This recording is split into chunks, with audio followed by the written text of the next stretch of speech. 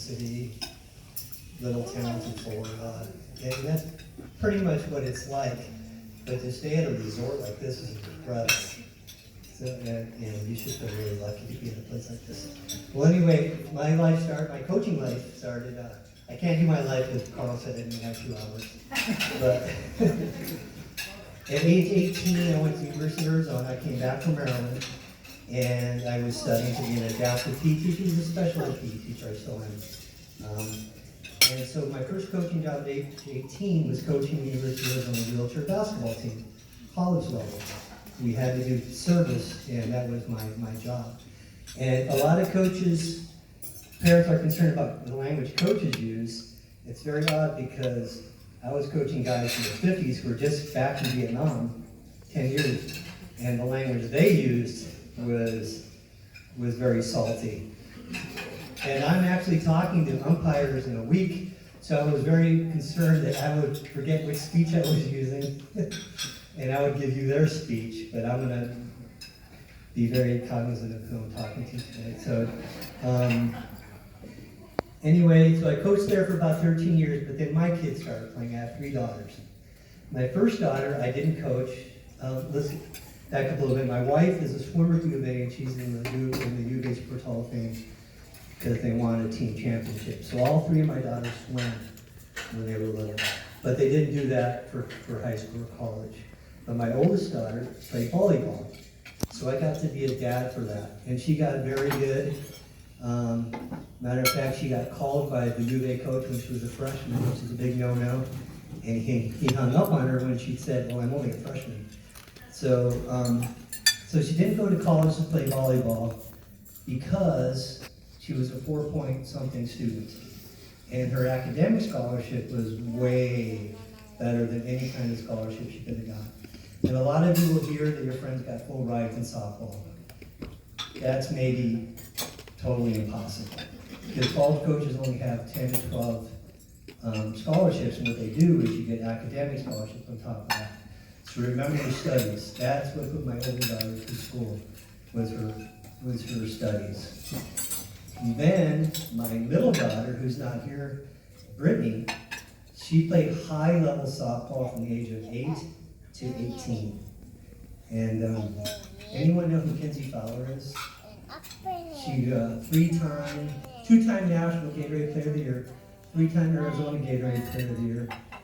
She won a gold medal junior nationals, playing for Team USA. She pitched for University of Arizona. Now she's an ESPN commentator. Well, my daughter played on that team. Kinsey was about 2 years older than her. So we have pictures of my daughter sitting on the bench where her feet couldn't touch the ground.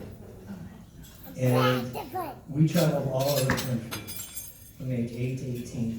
But when it was time for her to go to college, she said, Dad, I don't want to go.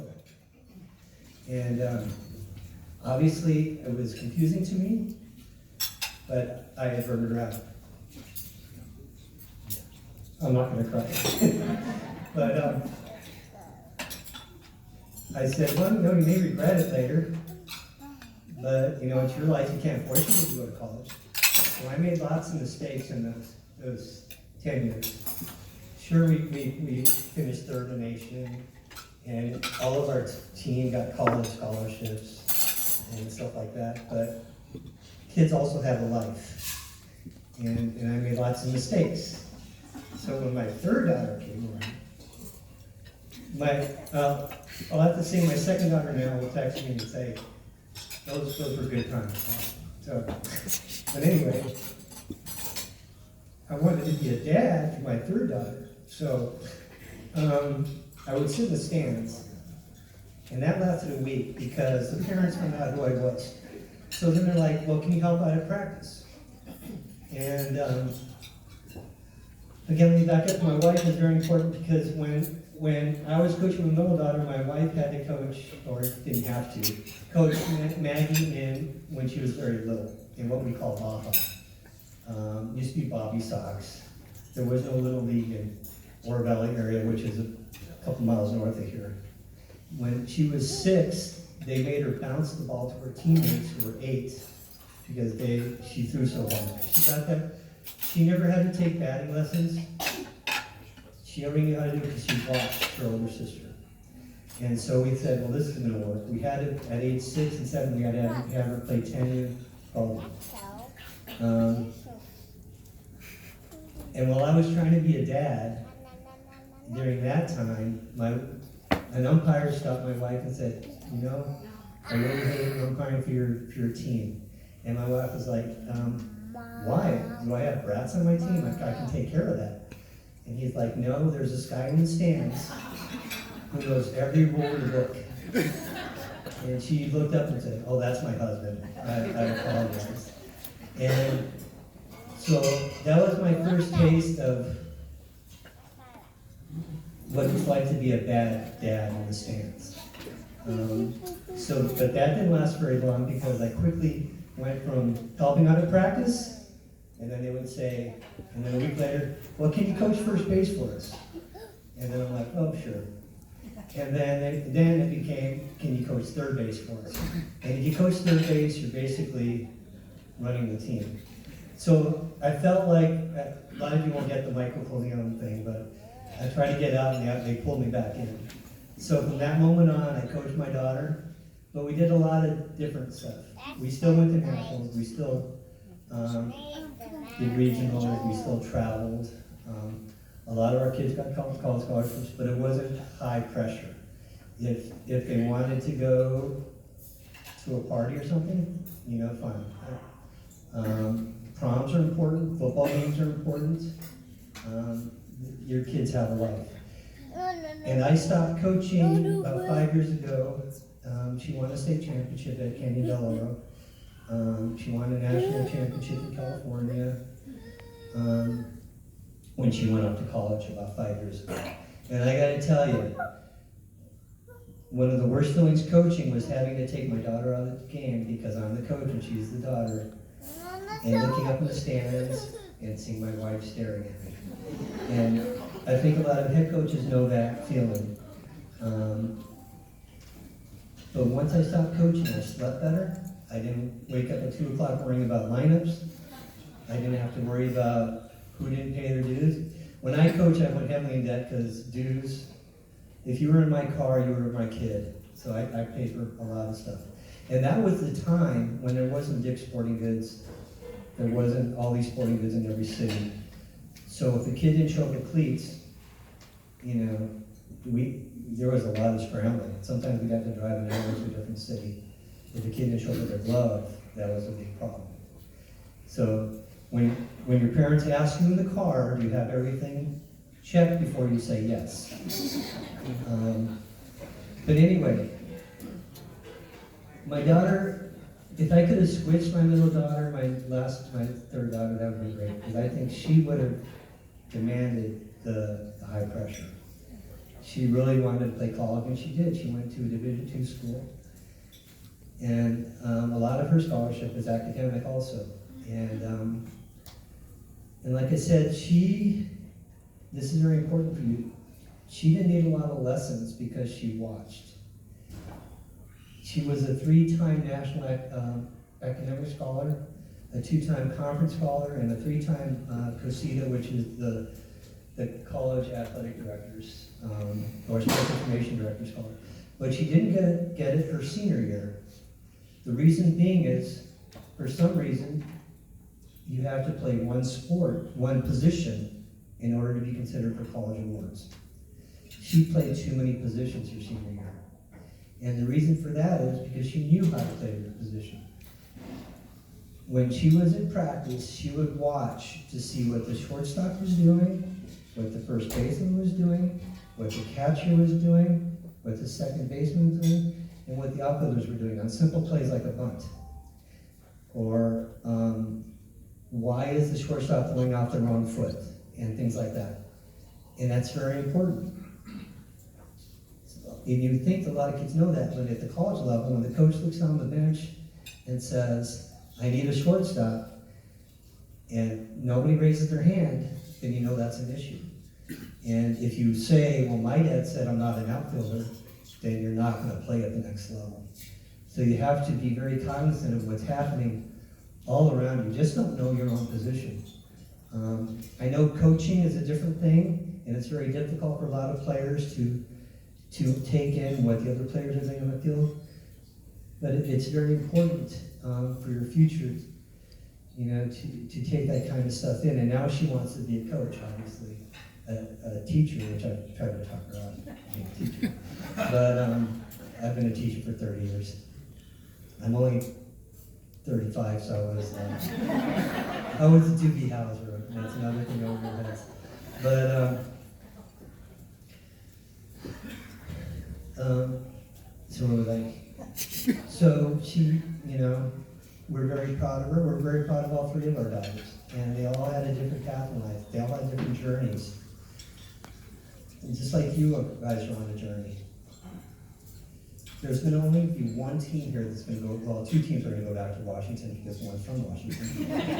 But only one team is going to be playing next in 2 weeks. There may be teams here that only play 3 or 4 games.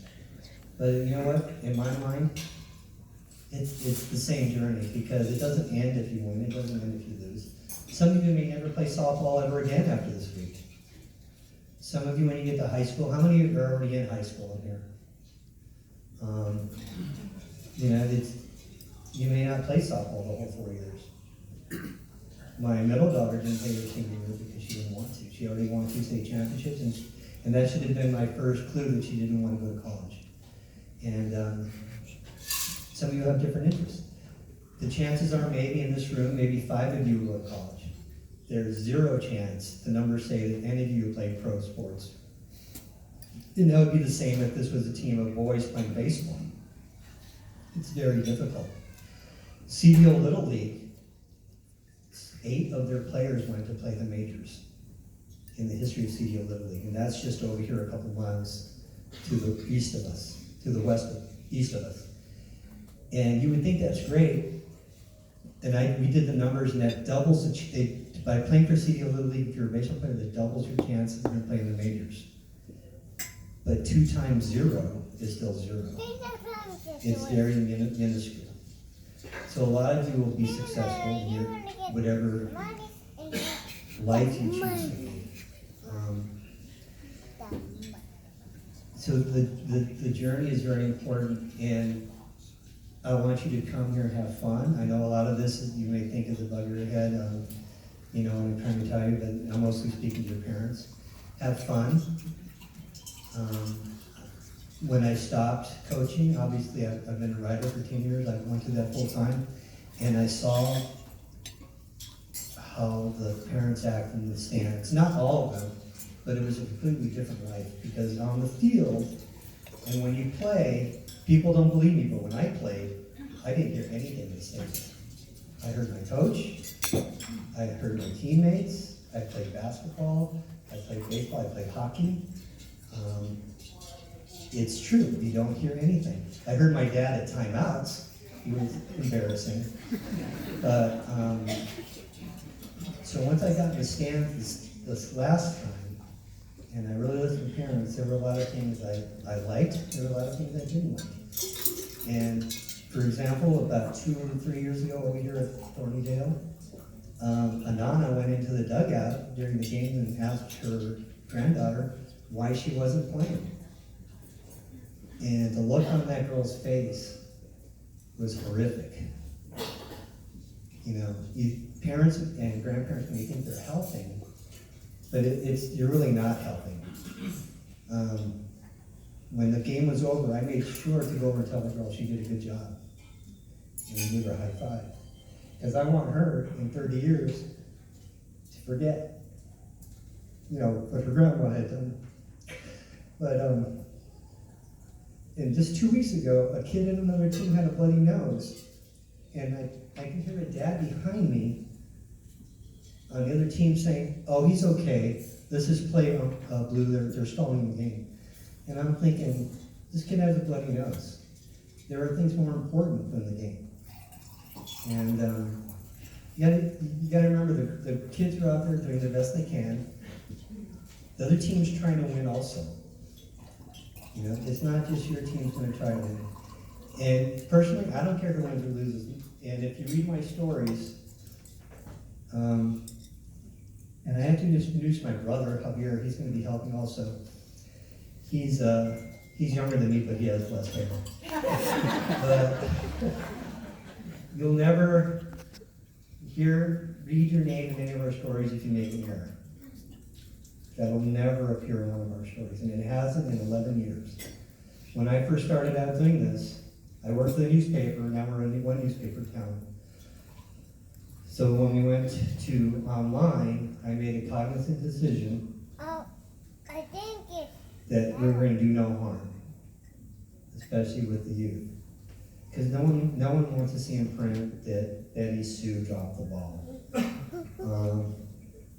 It's all positive, and some people don't like that, but the majority, I think, of Tucson is like that it's all positive. It's all what's good about what you're doing. Just being here is good. You know, a lot of, even making a mistake is good, especially if you learn from it, because it's part of the journey. Major league ball players make mistakes. A couple of years ago, an outfielder caught a fly ball, and it was the second out, bases were loaded. He thought it was the third out, so he threw the ball in the stands. And runners just circled the bases, and they make millions of dollars. So I'm going to be taking photos. I'm going to be reporting on the games. My brother will be helping out. My daughter will be helping out. She just graduated from college, and she went to college in a small town in Minnesota. So at one point, I had one kid in North Carolina, one kid in Ohio, and one kid in Minnesota. And I always believed that you should never hold your kids back. Their dreams should be your dreams. When they go out and explore their life and live life to their fullest, you should be proud about that. You should be thankful that they're doing that. Don't try to make them stay home. Let them live their own life. And all of their awards and all their accomplishments are their accomplishments. And I know a lot of parents, especially in Tucson, don't like to let their kids leave to go to college. And that's unfortunate. And because that's really what they want to do. They want to leave and they want to explore their life. So if you see me, say hi. Again, all the photos are free. If you don't know how to download them, there's plenty of kids here who know how to download the photos. And they would know how to download them if they weren't free. As a teacher for 30 years, I know that to be true. So if you have any questions, I have some goodies for each team, but I see you're spread out. So if you're a hefty lefty for your team, come up here and get a bag for your team.